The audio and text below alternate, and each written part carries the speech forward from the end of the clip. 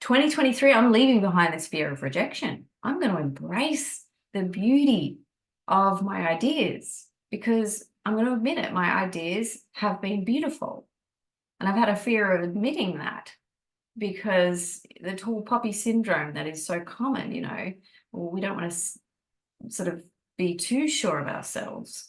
And I swung the opposite way. The pendulum was a big extreme swing to the other side. And I was like, I'm just not good enough to follow through.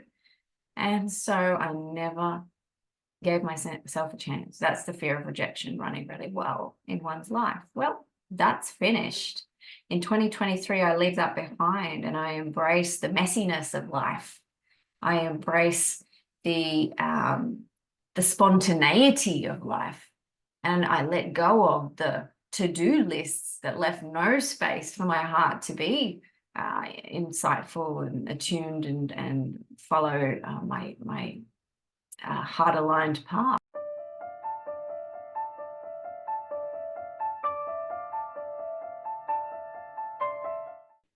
Well, it's another year nearly done. And I was asked a beautiful question, a coaching question recently by one of my mentors, my supervisor for counseling. And she asked for me to consider and contemplate, what do I want to leave behind in 2023? And what do I want to do different in 2024? And so I spent some time in the journaling process and I contemplated. And I thought about all the aspects of myself and my journey and what I was naturally actually letting go of, and how it almost effortlessly I'm beginning to release old stories that no longer suit the future optimal version that I see myself moving into and feeling as if I am already there sometimes today. And one of those things is I'm going to let go of completely the fear of rejection. I want to bring this up because I'm not alone in this unconscious program that has been covertly part of my life for a long time, the fear of rejection. And I doubt that I'm alone, as I just said. And so I want to put it out there, okay? Often we are programmed or receive this belief that we are not good enough in childhood. And for me, it stemmed from having so many ideas. I had so many ideas, and my ideas were usually very creative. I'm a very artistic person. I like the arty-farty side of life. And I tended to have ideas around creative projects,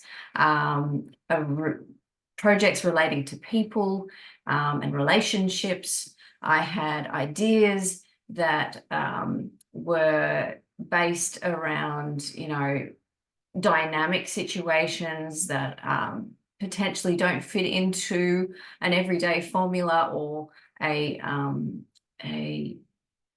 project that's been done before. I tend to have ideas that are a little bit out of the box and that are uncomfortable because I don't have any kind of measuring stick or ballpark to compare to around what I want to do. Some of the things that I think of are just out there. I better give you an example here. I had this idea of painting people's pets as angels when I was just, I think I was like 15, 16. And I did do that. I painted for free all friends and family's pets, and I did like little halos and they had wings and they were in heaven, if you like. And I didn't really think about any omens of what that might mean, but they were well received, and people loved them and people demanded them and started asking for me to paint for them too. And I really enjoyed that little project. That's just one example. I've had lots. I've had another idea of a singing group called Divine Sound, and we're all going to just join and harmonize in a cave somewhere that has great acoustics, and I guess we have to be comfortable enough to just start to sing together and really feel that harmonious chorus of spontaneity and just making up things as we go and feeling the vibration, the electric vibration that would come out of a divine song together. Okay, that's just two crazy ideas that I've had. And I haven't really acted on those or followed them through to completion to the point where they've become these thriving projects or businesses even. And that's kind of been the theme in my past. I've had lots of ideas, but I've never followed through. And the reason is because I had a deep fear of rejection. Now, the fear of rejection is not just abandonment, rejection, childhood trauma. Within it, there is a lot more subtle themes as well. Fear of comparison, fear of scarcity, fear of being disappointed by myself, being disappointed by others, fear of criticism, fear of judgment, fear of not fitting in, fear of being rejected within groups. Well, you kind of get the idea. And if you're someone who's had this similar theme in their life, you would understand that this isn't, it goes deep.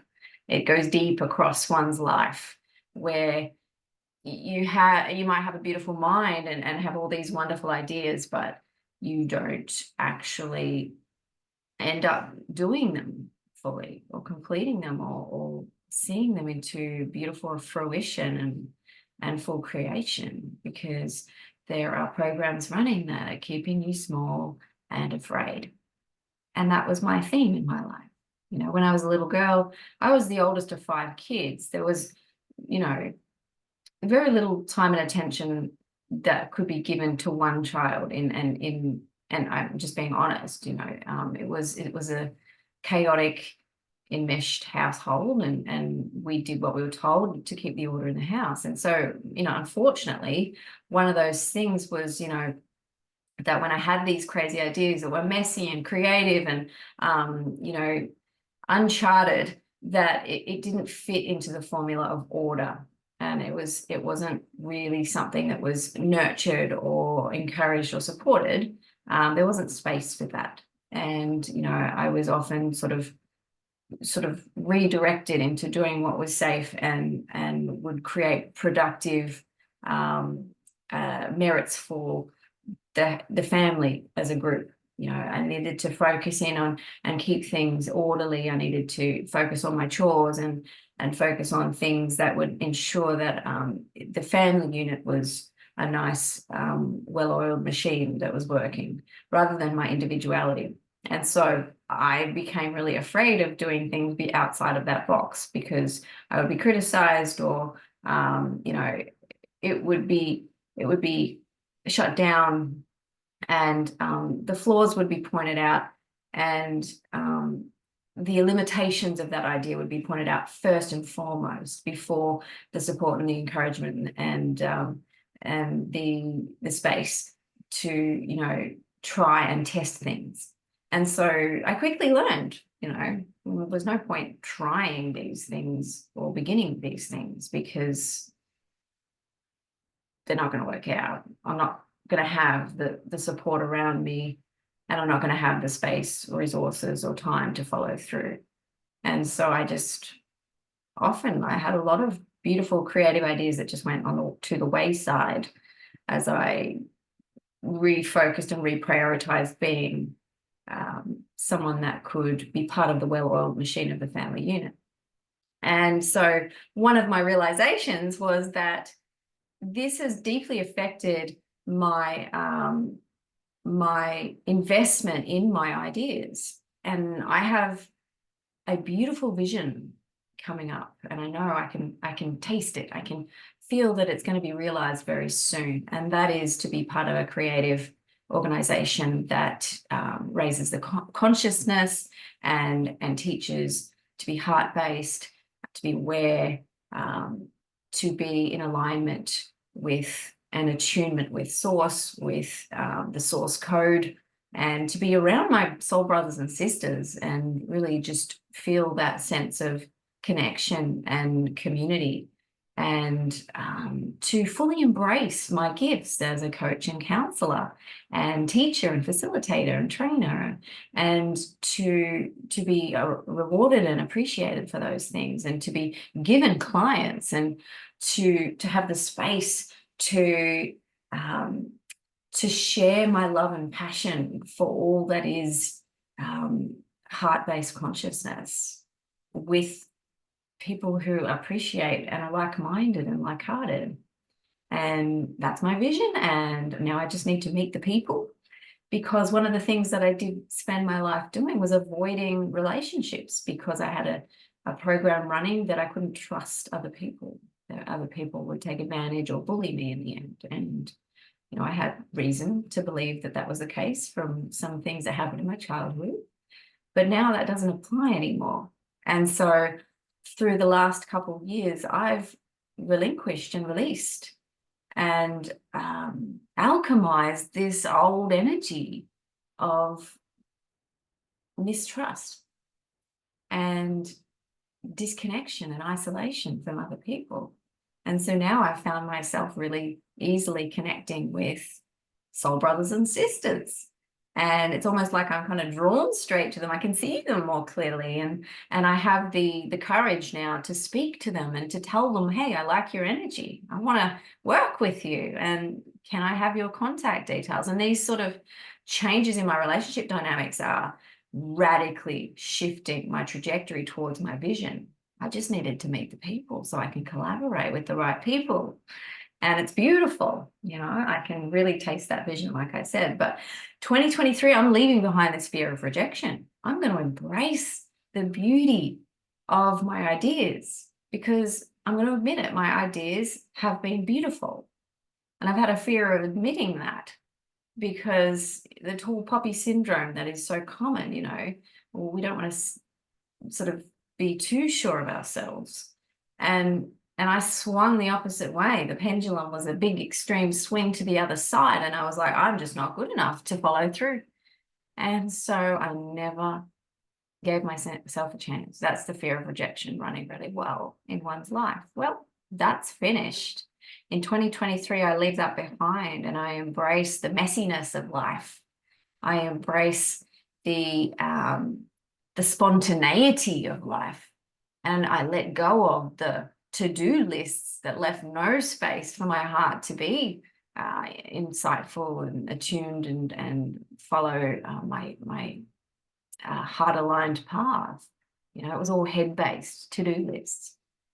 I have recognized and seen firsthand what it means to be trusting, to trust that the space I leave between tasks will be filled with just the right thing for me. And that's what I'm witnessing now. That's what I'm seeing is happening. In fact, I have way more energy now that I am giving myself space to relax and be playful and to let go of the mind's to-do lists. So just wanted to share that with you today. I see 2024 as an amazing year for myself, for my life, but also for other people who are starting to become more self-aware, who are starting to become more heart-centered, and who are becoming more bold and courageous, which comes with being heart-centered, courage, to be you, to walk to your own credo, to accept first where we have not been true to ourselves, where we've given away our power, and to admit that that was the case, and to now take back the direction of our lives. What we focus on grows. So I would encourage you to have a vision for 2024. For me, I find that I'm best a very verbal person. So obviously I'm talking right now. I'm most comfortable that way. So I found an app that was like a dictator app, and I recorded my vision just speaking into my phone, and I printed that out and I shared it with my closest friends and allies and inspired. And when you share your vision with other people, it becomes so much more powerful. That's because you're sharing something, you're putting it into the environment around you. It's not just now within, it's becoming something that other people share within their experience too. In fact, you'll often find that people will start to show up in your life who are part of this vision because you've shared it, and they resonate and they tell you straight out, oh my God, that sounds like my vision. And that can bring you much, much faster towards your vision because you're now collaborating with the right people. And I don't think it's an accident that, you end up telling certain people your vision and they tell you back, well, we share the same thing. Let's do it. So I would encourage you to share your vision. So have a vision and share it for 2024 and enjoy the process. One other thing I've done recently is I've really made a point of focusing on the little miracles during the day. I bought a little book and I call it my gratitude diary, and I put it beside my bed, and at night before I go to sleep, I write a list of all the miraculous little gems that occurred in my day. These are the things that as you focus on, they grow. So make a point of writing them down. Make a point of sharing them with your loved ones. Hey, this happened to me, and I can see how this is going to grow in my life. When you focus on those things that you really appreciate and have gratitude for, you can start to bring them into your future vision, your future optimal timeline. How can I make this something that's going to be more regular in my life? How can I envision this growing in my life? This little nugget that happened to me today, and you kind of grab onto that nugget as you write it down and share it, and you'll find that there's another one attached to it and another one, like you're pulling a golden thread. And now you're on a new timeline. You've changed your energy, you've changed your focus, and you are going faster in the direction of your dreams. Well, I hope this has been helpful. Enjoy your 2023 New Year's Eve resolution if you like. I don't usually make it a mandatory date, but mine, I've just decided, yep, I'm letting go of this in 2023 and I'm going to embrace this in 2024. I hope that's been helpful for you. If you like this, please like, share, and subscribe. Have a very Merry Christmas and a Happy New Year.